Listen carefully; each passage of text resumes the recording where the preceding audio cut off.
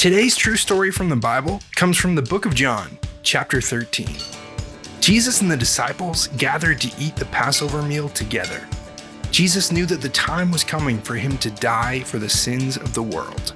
He loved his friends very much, even Judas Iscariot, who had already decided he was going to betray Jesus to the religious leaders. Jesus got up from the table. He tied a towel around his waist. He poured water in a basin and began to do something that only the lowest servants in the households would do. He began to wash his friends' feet.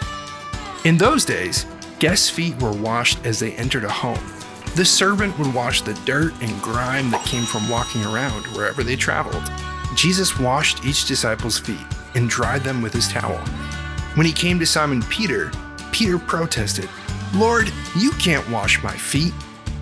"Peter," Jesus answered, "I know you don't understand now, but you will." After he'd washed each of their feet, Jesus took his place back at the table. "Do you see what I've done?" he asked them.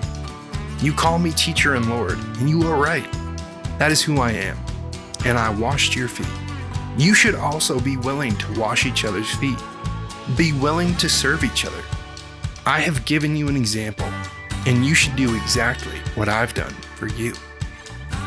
During his time on earth, Jesus did many amazing things.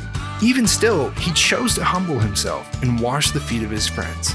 He was the perfect example of living a life of love and sacrifice. His greatest sacrifice was choosing to die for our sins, making a way for us to live forever with him.